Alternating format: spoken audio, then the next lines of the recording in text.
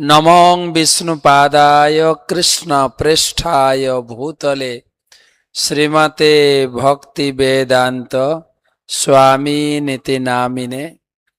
নমস্তে সারস্বতে দেবে গৌরবাণী প্রচারিণে নির্বিশেষ শূন্যবাদী পাশ্চাত্য দেশতারিণে। জয় শ্রীকৃষ্ণ চৈতন্য প্রভু নিত্যানন্দ শ্রী অদ্বৈত গদাধর শ্রীবাসাদি শ্রী গৌর ভক্তবৃন্দ।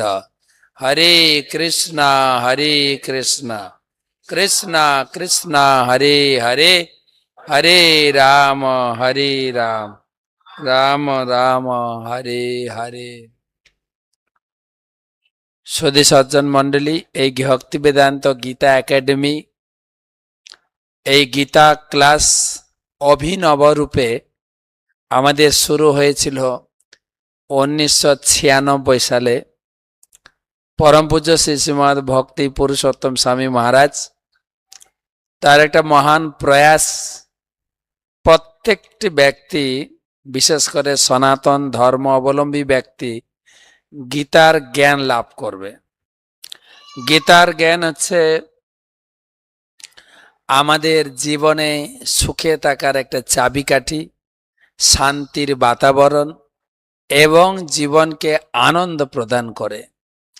ভগবত গীতায় ভগবান বলছেন, রাজবিদ্যা রাজগুহ্যম পবিত্রম ইদম উত্তমম প্রত্যক্ষাবগমম ধর্মম সুসুখম কর্তুম অব্যয়ম। অত্যন্ত সুখ প্রদান করে। ভগবান কৃষ্ণ তিনি দ্বাপর যুগের শেষে আবির্ভূত হয়ে বৃন্দাবনে 11.5 বছর ছিলেন। তারপরে চলে গেলেন মথুরায়, কংসকে বধ করে পিতা মাতাকে উদ্ধার করেছেন এবং সান্দীপনির মুনি আশ্রমে গিয়ে পড়াশোনা করেছেন। পড়াশোনা করার পরে তিনি দ্বারকা গিয়ে বড় সংসার পেতেছিলেন, বেশি না, 16,108টা বিয়ে করেছিলেন। তো সেই দ্বারকাতে থাকাকালীন তিনি হস্তিনাপুর, বর্তমান দিল্লি, সেখানে তার পাশে আছে কুরুক্ষেত্র।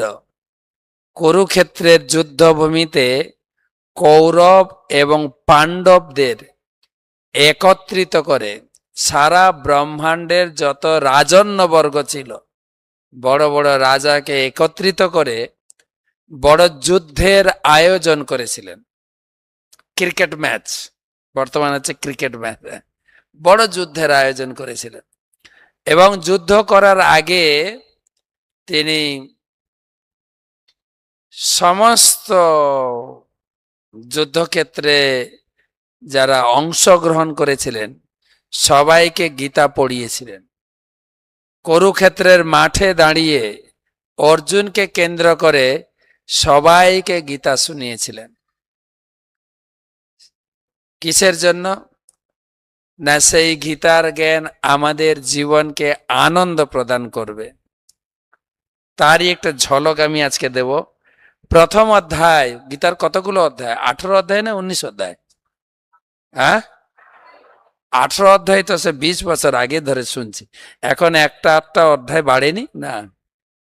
না, গীতার জ্ঞান কেউ কেউ এডিট করতে পারেনি, সেটাও আমরা আলোচনা করব। প্রথম অধ্যায়ে ভগবান গীতার জ্ঞান দেননি। প্রথম অধ্যায়ে গীতার ভূমিকা কি পর্যায়ে গীতার জ্ঞান প্রকাশিত হয়েছিল। কুরুক্ষেত্রের মাঠে কৌরব এবং পাণ্ডব এবং তাদের দলে লোকজন নিয়ে হাজির হয়েছেন যুদ্ধ করার জন্য, এবং যুদ্ধের শঙ্খধ্বনিও বেজে গেছে দুই পক্ষের। হঠাৎ অর্জুন বললেন, আমি দেখতে চাই কাদের সঙ্গে আমাকে যুদ্ধ করতে হবে। কাদের সঙ্গে? অর্জুন দেখলেন সব নিকট আত্মীয়, আমার ভাই, আমার পিতৃব্য, আমার শালক, আমার মাতুল, মিত্র, সুহৃদ সবাই হাজির হয়েছে। আপনারা সবাই গীতা পড়েন? গীতা পড়েন? হ্যাঁ না? হ্যাঁ। তো এখানে প্রশ্ন আসছে, গীতার জ্ঞান ভগবান কাকে দিয়েছিলেন? জোরে। অর্জুন। না, গীতার জ্ঞান দিয়েছিলেন কাকে? আমাকে। প্রত্যেক যে পাঠক যারা আমরা গীতা পড়ি অনুভব করবেন, গীতার জ্ঞান কাকে দিয়েছিলেন? আমাকে। অর্জুনের গীতা পড়ার দরকার ছিল না তো। অর্জুন তো ছিলেন ভগবানের পার্ষদ, অর্জুন তো ছিলেন ভগবানের নিজের ভগ্নিপতি। হ্যাঁ কিনা? আমাদের ধর্ম জানার জন্য গীতা পড়তে হয়। আমাদের দীক্ষা নিতে গেলে ইসকনের নিয়ম হচ্ছে 3 বার গীতা পড়তে হবে। আবার শুধু তাই না, দ্বিতীয় দীক্ষা নিতে গেলে গীতার উপরে কোর্স করতে হবে 3 মাস। মাথা ঘুরে ঘুরে পড়তে হবে, 2 ঘন্টা করে ক্লাস, 4 ঘন্টা করে ঘরে পড়া, তবে ব্রাহ্মণ দীক্ষা পাবেন, নাহলে হবে নাকি? কিন্তু অর্জুনের ব্রাহ্মণ দীক্ষা নেওয়ারও দরকার ছিল না, দীক্ষা নেওয়ারও দরকার ছিল না, ভগবানের পার্ষদ ছিলেন। তো গীতার জ্ঞান আমাদের দিয়েছিলেন। আর অর্জুন আমাদের একটা অভিনয় করেছেন আমাদের হয়ে। তো অর্জুন দাঁড়িয়ে আছেন যুদ্ধক্ষেত্রের মাঝে, তাই কাকে দাঁড় করাতে হবে? আমাকে দাঁড় করাতে হবে।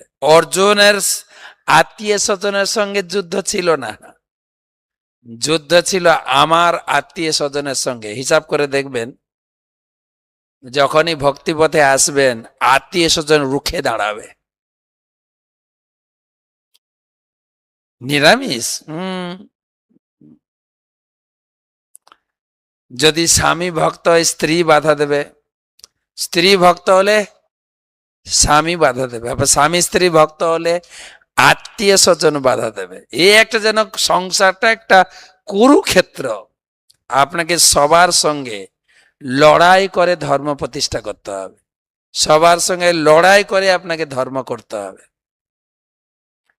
আমার সঙ্গে অনেকে একমত হবেন আশা করি, অনেকে লড়াই করে এই পথে এসেছেন। তো অর্জুনের সেই পরিস্থিতি, অর্জুন বললেন আমি যুদ্ধ করব না। তখন ভগবান 2য় অধ্যায় থেকে জ্ঞান দিলেন। অর্জুন ভগবানের চরণে আত্মসমর্পণ করলেন। কার্পণ্য দোষ পহত স্বভাব পৃচ্ছামি তাম ধর্ম সমূঢ় চেতা যৎশ্রেয় ছান্নিশ্চিতং ব্রূহি তন্মে শিষ্যস্তে অয়ম।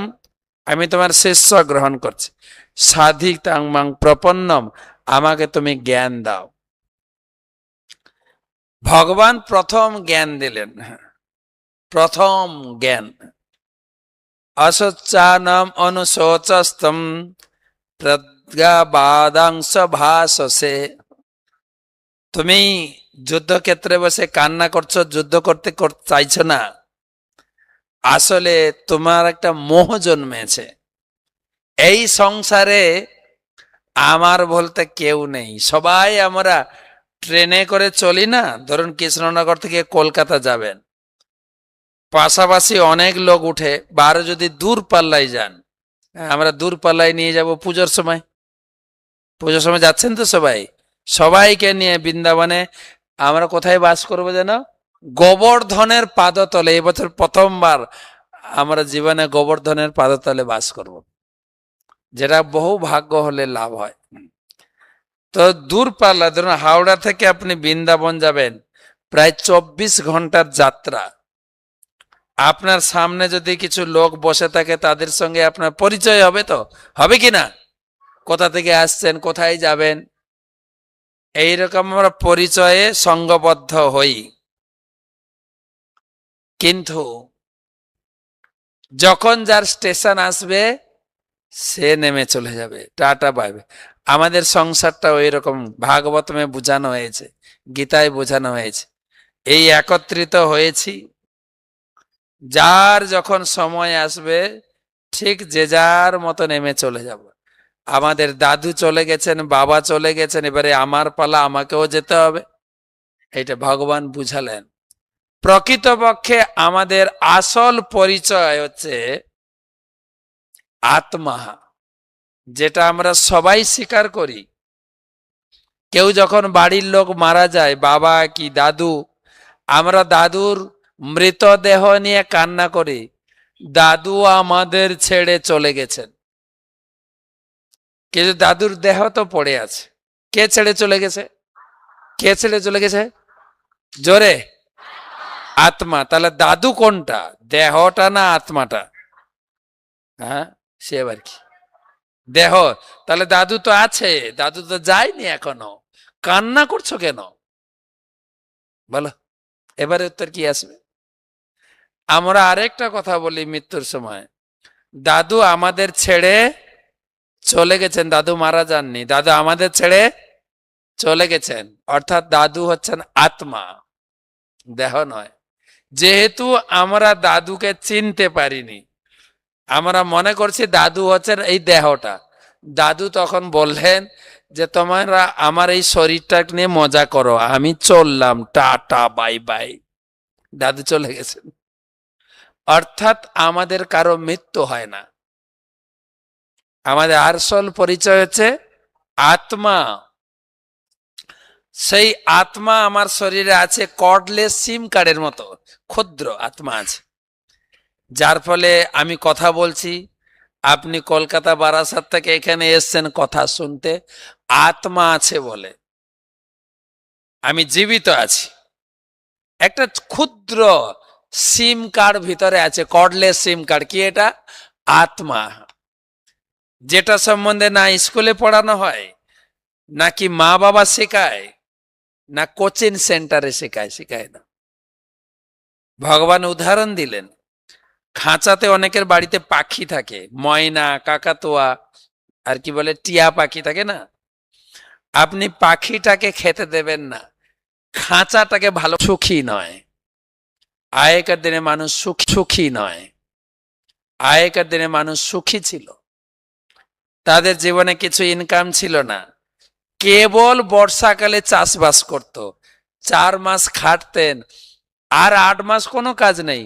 4 মাসের যে যে ধান গম শাকসবজি হতো, আর টুকটাক লোকে সবজি চাষ করতো, উঠোনে চলতো। আর এখন ইনকামে দেখুন, তিনটা চাষ হচ্ছে। তারপরে অনলাইন ইনকাম, চাকরি, আর সরকারও দিচ্ছে, কেন্দ্র সরকার দিচ্ছে, রাজ্য সরকার দিচ্ছে।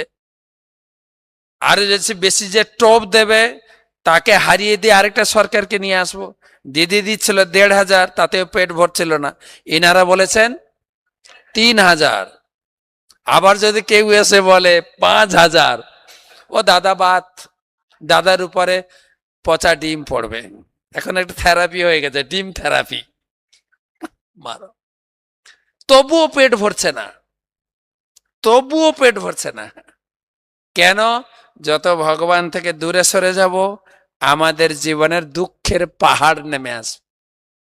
হিসাব করে দেখেন, আমি তো দেখেছি আমার দাদু সারাদিন কাজ করতেন, সন্ধ্যার সময় হেরিকেন জ্বালিয়ে খোল করতাল নিয়ে কীর্তন করতেন। কার্তিক মাস, সারা কার্তিক মাস নিয়ম পালন করতেন, মহাভারত রামায়ণ পড়তেন ব্রাহ্মণকে ডেকে। ছিল কিনা জানি না আপনাদের, এখনো পাড়া গ্রামে বলে কার্তিক মাস মানে নিয়ম সেবার মাস। আমাদের মাথা থেকে এগুলো উঠে গেছে, কিন্তু এগুলো কি কার্তিক মাস কি। বৃহস্পতিবার দিন হলে হে মাকে দেখতাম সকাল থেকে একদম দুপুর পর্যন্ত 2টো বেজে যেত, ঘর লেপা পুছা করে লক্ষ্মী পূজা করে তারপরে 2টো 3টে 4টা দিকে খেতে বসতো। ধর্ম ছিল। বৃহস্পতিবার আমাদের পাশের গ্রামে হাট বসতো। বৃহস্পতিবার মানে গুরুবার, লক্ষ্মীবার, সেই দিন কেউ মাংস খেতে পারবে না, ছিল ছিল এক সময়। কিন্তু কোথায় সেসব? যত ধর্ম থেকে সরে এসছি তত দুঃখ। দ্বিতীয় অধ্যায়ে ভগবান শিখালেন যে তুমি হচ্ছে আত্মা, আত্মা হচ্ছে পরমাত্মার অংশ। তৃতীয় অধ্যায়, আত্মার কাজ কি? যেরকম এই হাত শরীরের অংশ, এই হাতের কাজ হচ্ছে এই শরীরের সেবা করা। কেউ মারতে এলে হাত উঠে যাবে আটকাতে, কেউ ভালো খাবার দিলে নিচের মুখে আসবে। সেই রকম আত্মা হচ্ছে পরমাত্মার অংশ, তার কাজ হচ্ছে পরমাত্মার সেবা করা, গডের সেবা করা। ইংরেজিতে বলে we are part and parcel of god, আমরা ঈশ্বরের অংশ। যার জন্য এই সোসাইটির নাম ইসকন। জানেন কেন? না, আমরা ঈশ্বরের কোন এইটা শেখানোর জন্য ইসকন। আমাদের কয়েকদিন আগে মুখ্যমন্ত্রী এসেছিলেন, নবনির্বাচিত মুখ্যমন্ত্রী। তিনি এসে বললেন, আমাদের বাংলায় সনাতন ধর্মের অনেক মঠ মন্দির আছে, তারা তো চ্যারিটি করছে, দাতব্য। মদ খেয়ে তোমার শরীর খারাপ আছে, আসো সারিয়ে দেবো, আরো মদ খাও। অবৈধ সঙ্গ করে যৌন রোগ হয়ে গেছে, আসো সারিয়ে দিয়ে আরো পাপ করো। অনেক চ্যারিটি, দাতব্য চিকিৎসালয় বা পড়াশোনার জন্য স্কুল কলেজ খুলেছে, কিন্তু ইসকন একমাত্র গীতা ভাগবতমের শিক্ষা দিচ্ছে জগতে।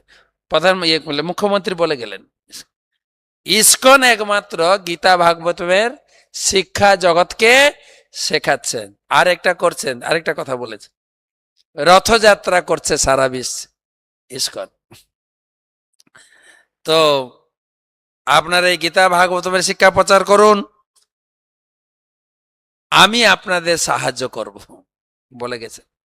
তা আমরা আলোচনা করছি যাতে আমাদের অ্যাটলিস্ট স্কুল এবং কলেজ, 8 থেকে কলেজ, অ্যাটলিস্ট গ্র্যাজুয়েশন পর্যন্ত বা গ্র্যাজুয়েট পর্যন্ত আমরা এই বাংলায়, সারা বাংলা জুড়ে একটা গীতার প্রতিযোগিতা করার পরিকল্পনা নেওয়া হয়েছে। আপনারা সাহায্য করবেন তো? হ্যাঁ, আপনার পাশাপাশি যত স্কুল কলেজ আছে সবাইকে আমরা একটু যোজনা মাফিক, সময় লাগবে, প্রায় 5-6 মাসের প্রস্তুতি লাগবে, এবং বহু বড় একটা পরিকল্পনা এবং অনেক টাকার ব্যাপার আছে।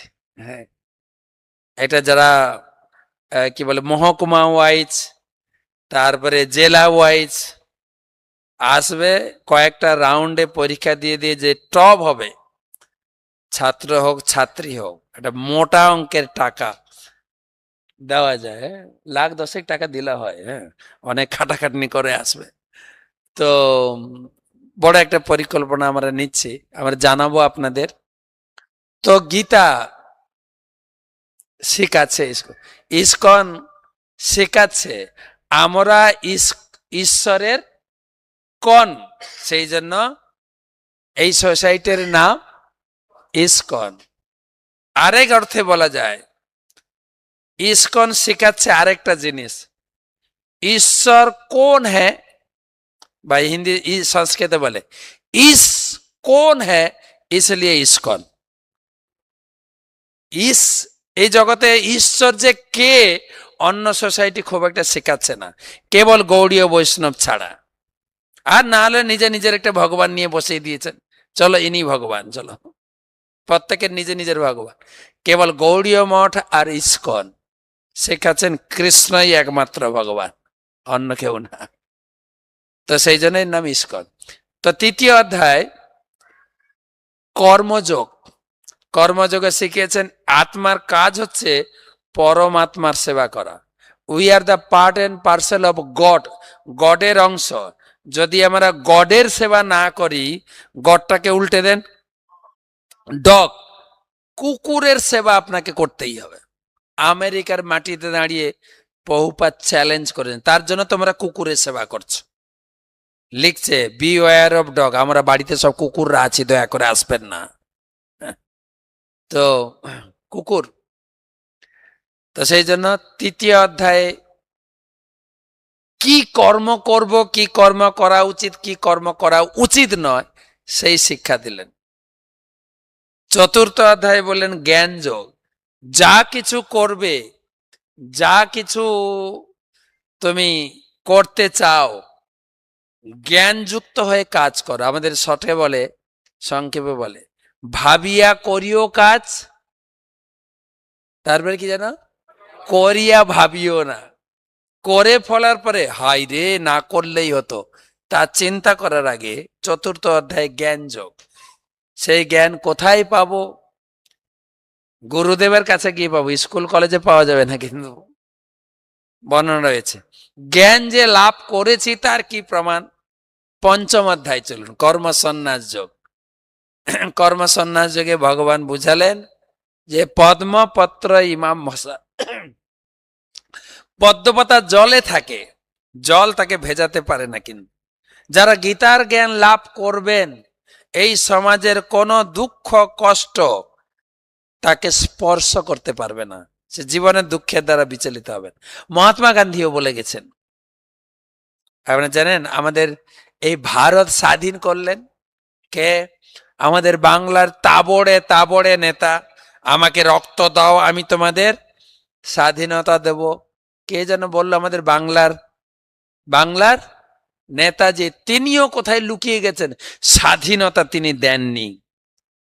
বাংলার বিবাদী ক্ষুদিরাম বোস, মাতঙ্গিনী হাজরা, কত লোক, কেউ আমাদের স্বাধীনতা দেননি। স্বাধীনতা দিলেন আমাদের একজন গুজরাটের লোক, খুব পাতলা বুড়ো লোক, লাঠি ধরে চলে, হ্যাঁ, কাঁপতে কাঁপতে চলে, পাওয়ারফুল চশমা আছে চোখে। কি নাম? মহাত্মা গান্ধী। কিসের শক্তি? হাতে, ডান হাতে ছিল গীতা। তিনি বলেছেন যে আমি যখন কখনো দুঃখের মধ্যে পড়ি, তখন একান্তে বসে গীতা নিয়ে পড়তে শুরু করি। সমস্ত দুঃখকে আমি জয় করে দিব্য সুখে হাসতে থাকি। তোমরাও গীতা পড়ো, তোমরাও সুখ পাবে এবং সমস্ত প্রকার দুঃখকে প্রতিহত করতে পারবে। এই যে পঞ্চম অধ্যায়, এবং পঞ্চম অধ্যায়ে মূল কথা হচ্ছে পিস ফর্মুলা। পিস ফর্মুলা পাবেন পঞ্চম অধ্যায়। বক্তারম যজ্ঞত তপসাম সর্বলোক মহেশ্বরম সুহৃদম সর্বভূতানাম জ্ঞাত্যা মাম শান্তিম রিচ্ছতে, শান্তি লাভ করবে। এটা হলো আপনার পঞ্চম অধ্যায়। ষষ্ঠ অধ্যায়, শান্তি আপনি লাভ করতে পারবেন যদি আপনার মন শান্ত থাকে। মন হচ্ছে মানুষের শত্রু, মন হচ্ছে মানুষের বন্ধু। মনকে ঠিক করতে হবে। ভগবান আপনাকে যা দিয়েছেন তাতে যদি আপনি স্থির থাকেন, আপনি শান্ত থাকবেন। আর সব সময় চাই বেশি, আমাদের মন অশান্ত। আমাদের দিদি ছিলেন সাধারণ একজন কলেজের ছাত্রী হিসাবে, বা যখন এমএলএ হলেন, তার এমপি হলেন, তিনি আসতেন আমাদের কলকাতায় স্নান যাত্রা উৎসবে, আমরা ডেকে স্নান করাতাম। তারপরে হয়ে গেলেন মুখ্যমন্ত্রী, তাতেও মন ভরেনি। যদি দিল্লি গিয়ে বসতে পারতাম, সে আশাটা যদিও পূর্ণ হয়নি। আবার দিল্লি গিয়ে হয়তো আবার চিন্তা হতো, আমেরিকায় যদি বাইডেন, কি নাম এখন কি আছে, ট্রাম্প না ড্রাম, কি নাম, ট্রাম্পকে হারিয়ে যদি বসতে পারি। এই মন শান্ত হয় না। ভগবান আপনাকে যা দিয়েছেন, ভগবান আপনাকে যে পরিস্থিতি দিয়ে রেখেছেন, তাতেই সন্তুষ্ট থাকেন। মনকে শান্ত করুন। ঈশাবাস্যইদম সর্বম যৎকিঞ্চ জগতাম জগৎ তেন তক্তেন ভুঞ্জিতা মা গৃধ কস্য সিদ্ধন। ভগবান আপনাকে যা দিয়েছেন তাতে সন্তোষ। ভগবান সবাইকে সব জিনিস দেয়নি। ভগবান দিয়েছেন কোটা। কোটা জানেন তো? কোটা, কোটা, যার যতটুকু দরকার দিয়েছেন, ভাগ্যে যতটুকু পাওনা দিয়েছেন, তাতেই সন্তুষ্ট থাকতে হবে। অপরের দ্রব্যে লোভ করলে আপনি অশান্তি থাকবেন। ভগবান ষষ্ঠ অধ্যায় শিখালেন। সপ্তম অধ্যায় বিজ্ঞান যোগ, বিজ্ঞান ভিত্তিক ভাবে ভগবান বুঝিয়েছেন আমাকে তোমার পুজো করতেই হবে। কেন? আমি তোমাকে এই জগতে সৃষ্টি করেছি। তোমার এই জগতে বেঁচে থাকার সমস্ত কিছু আমি সরবরাহ করছি। আমার নাম ভগবান। ভ মানে ভূমি তৈরি করেছি। ভূমি অপন নল বায়ু খং মন বুদ্ধি রে বচ। আমি ভ মানে ভূমি, গ মানে গগন, ব মানে বায়ু, ন মানে নীর, অ মানে অগ্নি। এই পাঁচটা জিনিস মহত্বপূর্ণ, আমি তৈরি করেছি। আর তার ফলে তুমি এই জগতে এসছো। তোমার সমস্ত দায়িত্ব আমার, তাই তোমারও ডিউটি হচ্ছে আমার পূজা করা। আর আমি ভগবানের পুজো করছি, ভগবানকে ভক্তি করছি কিনা, তার প্রমাণ হচ্ছে অষ্টম অধ্যায়। অষ্টম অধ্যায়ের নাম হচ্ছে অক্ষর ব্রহ্মযোগ। সাধন করো, ভজন করো, যা করো না কেন, মৃত্যুর সময় যদি ভগবানকে স্মরণ করতে করতে মৃত্যুবরণ করতে পারো, তুমি ছক্কা লাভ করবে, ভগবত ধামে চলে যাবে। অন্তকালে চ মামেবম স্মরণ মুক্তা কলেবরম। তারপরে জপ প্রয়াতি সমদ্ভাবম জাতি নাস্তত্র। সন্দেহ করো না, তোমাকে আমি ওখান থেকে তুলে নিয়ে আসবো আমার ধামে। আপনি চিন্তা করুন, সে তো মৃত্যুর পরে যাব, এখন কি পাবো? নবম অধ্যায় শিখালেন। একটা গোপন কথা বলি, যারা আমাকে ভজনা করে তাদের সঙ্গে ইন্টিমেসি, তার ব্যক্তিগত জীবনের যা প্রয়োজন আমি সাপ্লাই দিই। সে কথাও বলেছেন নবম অধ্যায় ভগবান। অনন্যশ্চিন্তয়ন্তো মাম যে জনা পর্যুপাসতে তেষাম নিত্যাভিযুক্তানাম যোগক্ষেমম বহাম্যহম। তোমার যা দরকার আমি দেব। আর এই শ্লোকটা নিয়ে আমাদের ভারতের LIC কোম্পানি বিজনেস করছে। এই শ্লোকটা ভগবান বলেছেন, তোমার যা লাগবে তোমাকে আমি প্রোটেকশন দেবো, তোমাকে আমি রক্ষা করব বলেছেন। LIC वाला ওটাকে নিয়ে বলছে আমরা প্রোটেকশন দেব। জীবনকে সাথ ভি জীবনকে বাদ ভি। এটা তো ভগবানের কথা। আমার জীবনের আগেও তিনি ছিলেন, এখন আছেন। আমি এই জগৎ চলে যাওয়ার পরে তিনি আমাকে সাথ ছাড়বে না, আমার পরিবার আমাকে ছেড়ে দেবে। আমাদের একটা আঁচ দিয়ে গেছেন না, 2 বছর করোনা হলো, বুঝিয়ে দিয়ে গেছেন ভগবান, যদি কারো করোনা হয় পরিবারের লোক শুনে যাব না, আমাকে করোনা ধরবে, বাদ দাও। বহু লোককে পরিবার থেকে পরিবারের লোকেরাই ছেড়ে দিয়েছে, ওই দুঃখে মারা গেছে। হিসাব আছে তো সবার। পরিবার লোকে কতটা ভালোবাসে, করোনাতে একটু শিখিয়ে দিয়ে গেছে ভগবান। ঠিক আছে কিনা? কারো যদি খবর আসে হসপিটাল থেকে বাবার করোনা হয়ে গেছে, না ছেলে যাবে না মা, বাবার স্ত্রী যাবে, মানে মা যাবে না মেয়ে যাবে, কেউ যাবে না, কেউ যাবে না। আর হসপিটালও কাউকে যেতে দেবে না। বাবা মরেছে মরেছে, তুমি মরো না। শিখিয়েছে না, বাড়ির লোক কত ভালোবাসে করোনাতে। তো সেই নবম অধ্যায়ে ভগবান শিখিয়েছেন, তোমার যা লাগবে আমি দেব। শুধু তাই না, আমি কুরুক্ষেত্রের মাঠে দাঁড়িয়ে ঘোষণা করছি আমি সবাইকে ভালোবাসি। সময়ম সর্বভূতেষু ন দেশস্তি ন। আমার কেউ দেশ, আমার কেউ নিজের আত্মীয় কেউ নেই। পরে কথা ঘুরালেন, যে আমার ভজনা করে তাকে এমনি স্পেশাল কেয়ার করি। শিখিয়েছে নবম অধ্যায়। কিন্তু রাজগুজ্জ যোগ সবাই ধরতে পারবে না। ভক্তের সঙ্গে ইন্টিমেসি কথা নবম অধ্যায়ে ভগবান বলেছেন। তারপরে দশম অধ্যায়ে ভগবান বিভূতি বলেছেন, সব সময় তুমি আমাকে সব জায়গায় দেখতে পাবে। জল দেখলেই মনে করবে আমি এখানে আছি। গাছের মধ্যে অস্বস্ত, ঘুম থেকে উঠলেই সূর্য, সূর্য হচ্ছে আমি। আমার দুটো চোখ, সূর্য এবং চন্দ্র। সূর্য দেখলেই তোমার মনে পড়বে সূর্য নারায়ণ নমস্কার। ভগবান শেখালেন। আর যা যা দশম অধ্যায় শিখিয়েছেন, একাদশ অধ্যায় ভিডিও করে দেখিয়েছেন। দশম অধ্যায়টা অডিও ক্যাসেট, একাদশ অধ্যায় ভিডিও। আর দ্বাদশ অধ্যায়ে ভগবান বলে দিলেন, তুমি যদি ঠিক ঠিক ভজনা করো, তোমার মৃত্যুর সময় আমি একদম নিজের গাড়ি নিয়ে আসবো, তোমাকে তুলে নিয়ে যাব। নয়ামি গরুরম স্থানম অর্চিরাদি গতিং বিনা। আমি নিজে গরুর দেবকে নিয়ে এসে তোমাকে নিয়ে যাব। এই হচ্ছে মূল গীতার কথা 12 অধ্যায় পর্যন্ত ভক্তিযোগ। 13 অধ্যায় থেকে ভক্তিটাকে ধরে রাখার জন্য কিছু জ্ঞানের কথা বলেছে। 13 অধ্যায় 6টা জিনিস শিখিয়েছেন ভগবান। ক্ষেত্র, এই দেহটা হচ্ছে ক্ষেত্র। ক্ষেত্র জানেন তো, ক্ষেত, ধানের ক্ষেত, গমের ক্ষেত বলে না, এই শরীরটা হচ্ছে ধর্মের ক্ষেত। এটা থেকে বলে ধর্ম হবে। এই ক্ষেত্রের ভিতরে যে আছে সেকে বলে ক্ষেত্রজ্ঞ। ক্ষেত্রজ্ঞ, জ্ঞান, জ্ঞেয়, প্রকৃতি, পুরুষ, 3টা কথা শিখিয়েছেন। 14 অধ্যায় 3 গুণের দ্বারা আমরা কি করে বাঁধা আছি। ভগবান প্রত্যেকে 3টে গুণ দিয়ে বেঁধে, গুণ মানে দড়ি। আমাদের যদিও দড়ি বাঁধা নেই, যেরকম একটা পশু গরু বা ছাগলকে বাঁধলে খুঁটিকে কেন্দ্র করে ঘুরবে, দেখবেন ঘাস খাবে, ঘুরবেন। আমাদের খুঁটি হচ্ছে ঘর, যদিও দড়ি বাঁধা নেই, কিন্তু আসক্তিরূপ একটা সূক্ষ্ম দড়ি আছে। কখন ঘর যাব, কখন ঘর যাব।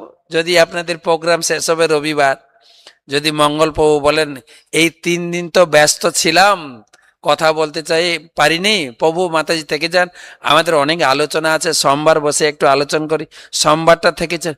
না, 3 দিন, তা আবার প্রতিদিন এই ক্লাসের পরে আপনাকে ফোন করতে হবে ঘরে। আমাদের ইংরেজিতে বলে east or west, home is the best. খুঁটি হচ্ছে আমাদের ঘর, ওই খুঁটিকে কেন্দ্র করে আমি যতদূর যাই না কেন, টান পড়ছে কোথায়, এই যে দড়ি, দড়ি বেঁধে রেখেছেন ভগবান। এ তো ভগবান 3টে দড়ি দিয়ে বেঁধেছেন, ত্রিগুণ, সত্য রজতম। আমি জাস্ট কৌতুক করে বলি, যারা বিয়ে করেছেন, বিয়ের রাত্রে স্ত্রী তো 7 পাকে বেঁধেছে, আবার ভগবান কৃপালু 3 পাকে বেঁধেছিল। আপনার কত পাকে বেঁধেছেন? 7 পাকে বেঁধে এই আঁচলে বেঁধে টেনে টেনে ঘরে ঢুকিয়েছে, ঠিক না? এই এই দড়ি কাটা বড় মুশকিল আছে। ভগবান শেখালেন 14 অধ্যায়। 15 অধ্যায় ভগবান শেখালেন এই দড়িকে ছেদন করে নির্মাণ মোহা জিত সঙ্গ দোষ, এই দড়িকে ছেদন করে ভগবানকে জানার চেষ্টা করো, ভগবানের ধামে ফিরে চলো। 16 অধ্যায়ে দৈব অসুর গুণাবলী, কোন কোয়ালিফিকেশন থাকলে আপনি, যেরকম যোগ্যতা না, কোন যোগ্যতা তাহলে মাস্টারি চাকরি পাবেন, কোন যোগ্যতা থাকলে আমি সেক্রেটারি চাকরি পাবো, ম্যানেজারের চাকরি পাবো, কোন যোগ্যতা হলে আপনি ভগবত ধামে যাবেন। 16 অধ্যায় দৈব গুণ লাগবে, দৈব গুণ, অসুর গুণকে ত্যাগ করে দৈব গুণ বাড়াতে হবে, সেটা 16 অধ্যায়। 17 অধ্যায় একটু সাধারণ কথা ভগবান বলেছেন, কেবল ভগবানের পূজা ছাড়াও জগতে দেখা যায় কেউ দেবদেবীর পূজা করে, কেউ গাছের পূজা করে, কেউ পাথরের পূজা করে, আবার কেউ রাজনৈতিক নেতাদের পূজা করে, করে না? করে কি না? এখন আম্বেদকরের পূজা হয়, নেতাজির পূজা হয়, মহাত্মা গান্ধী পূজা হয়, রাজীব গান্ধীর পূজা হয়, ইন্দিরা গান্ধীর পূজা হয়, হয় কিনা? কেন এগুলো, সেগুলো সম্বন্ধে বিস্তার বলেছেন। কোন গুণের লোক কার পূজা করে? সত্য গুণের লোক দেবদেবীর পূজা করবে, রজগুণের লোক যক্ষ রাজক রাজনীতি নেতাদের পূজা করবে, তম গুণের লোক ভূত প্রেতের পূজা করবে। কেউ যদি জানতে পারে এই গাছে ভূত আছে, সেখানে গিয়ে ধূপ ধনা দিতে শুরু করে লোক। এ ভগবান বলেছেন। আর লাস্টে 18 অধ্যায়ে পুরো আলোচনার সার সংক্ষেপ দিয়েছেন। ভগবান লাস্টে বললেন, 2টো শ্লোক বলেছেন মহত্বপূর্ণ, যেটা আগেও বলেছেন পরে। ভগবদ গীতাতে 2টো অধ্যায় খুব বড়, 2য় অধ্যায় এবং 18 অধ্যায়। 2য় অধ্যায়ে 72টা শ্লোক আছে, 18 অধ্যায়ে 78টা শ্লোক আছে। ঠিক যেরকম স্থানীয় সংবাদ আপনার শুনেন টিভিতে বা রেডিওতে, স্থানীয় সংবাদের শুরুতে কি থাকে বলেন তো? হেডলাইন, আজকের সংবাদের শিরোনাম, 2-3টে শিরোনাম বলা হবে, তারপরে বিস্তারিত, লাস্টে আবার কি আরেকবার শিরোনামগুলো আরেকবার। ঠিক সেই রকম গীতাও বলেছেন। 2য় অধ্যায়ে পুরো গীতার একটা সারাংশ দিয়েছেন, কর্মযোগ, জ্ঞানযোগ, ভক্তিযোগ। তার 18 অধ্যায়ে পুরো আলোচনার গীতা আলোচনা হয়েছে 3য় অধ্যায় থেকে 17 অধ্যায়। 18 অধ্যায়ে আবার পুনরাবৃত্তি করলেন, 2টো শ্লোক বললেন ভগবান, মনমনা ভব মদ্ভক্ত মজ্জাজি মাম নমস্কুরু মামে বৈশ্যসি সত্যম তে প্রতি জানে প্রিয়সি মে। তুমি আমার পূজা করো, আমার উপাসনা করো, আমার ধ্যান করো, তাহলে তুমি আমার প্রিয় হতে পারবে। এবং শেষমেশ কথা হচ্ছে, সর্বধর্মান পরিত্যাজ্য, সবাই একসঙ্গে, সর্বধর্মান পরিত্যাজ্য মামেকম শরণং ভজ অহম তাম সর্ব পাপেভ্য মোক্ষয়িষ্যামি মা শুচি। সমস্ত কিছু ধর্ম পরিত্যাগ করে কেবল আমার পূজা করো। ভগবান কৃষ্ণ এসেছিলেন ধর্ম শেখাতে না ধর্ম ত্যাগ করতে, শেখাতে। তাহলে সর্বধর্ম পরিত্যাগ বললেন এই কারণে, তিনি অধর্ম পরিত্যাগ করতে পারেন। কেন যারা অধর্ম করে তারা তো পাপে নরকে যাবে, আর এখানে যতদিন আছেন ওই গোবর ছুঁড়বে, নাহলে ডিম, পচা ডিম পাবে, তারা পাবেই। ওদের নিয়ে ভগবানের এত মাথা ব্যথা নেই। কিন্তু মূল মাথা ব্যথাটা হচ্ছে যারা ধর্মের নাম করে লোককে ভুল গাইড করছেন। এই হচ্ছেন এখন ভগবান, উনি হচ্ছেন ভগবান। কৃষ্ণকে ছেড়ে আলাদা আলাদা ভগবানের অবতার দান বানিয়ে পূজা করছেন। ভগবান তখন বললেন এইগুলো সব বন্ধ করো, সরাসরি কৃষ্ণ পূজা করো, সরাসরি আমার পূজা করো। মাম একম, আমি কেবলমাত্র ভগবান, কেবল আমার পূজা করো। তাহলে তুমি কিন্তু এই জগতেও সুখে থাকবে, এবং এই জীবনের পরে পরজন্মে তো তুমি আমার কাছে চলে আসবে। হরি বল। ভগবত গীতা যথাযথ কি জয়। কালকে একটু ভাগবতম বলি, আজকে গীতাটা পুরে বলে দিল। তাই গীতার প্রথম শব্দ, প্রথম শ্লোকটা কি বলেন তো? সবাই একসঙ্গে বলি, ধর্মক্ষেত্রে কুরুক্ষেত্রে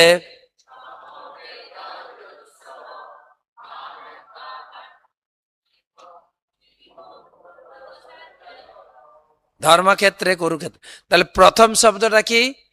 ধর্মক্ষেত্রে। ধর্মটা কি? গীতা শুরু হচ্ছে, ধর্ম কি সেটা জানতে গেলে তোমাকে গীতা পড়তে হবে। আচ্ছা, লাস্ট শ্লোকটা দেখি কার মনে আছে। লাস্ট শ্লোক, যত্র যোগেশ্বর কৃষ্ণ যত্র পার্থ ধনুর্ধর তত্র শ্রী বিজয় ভূতি ধ্রুবার নীতি মতির মম। ধর্মটা কি? প্রথম শব্দটা হচ্ছে গীতার ধর্ম। ধর্মটা কি? গীতার লাস্ট শব্দ হচ্ছে মতির মম। আমি যে আইন চালু করছে ওটাই ধর্ম, আর কোনো কিছু ধর্ম না। এই পুরো গীতার সার কথা। শিল প্রভুপাদ কি যায়। শ্রীমদ ভক্তি বিজয় ভাগবত স্বামী মহারাজ কি, শিল প্রভুপাদ কি, শ্রীমদ ভক্তবৃন্দ কি, তাই গৌর প্রেমানন্দে।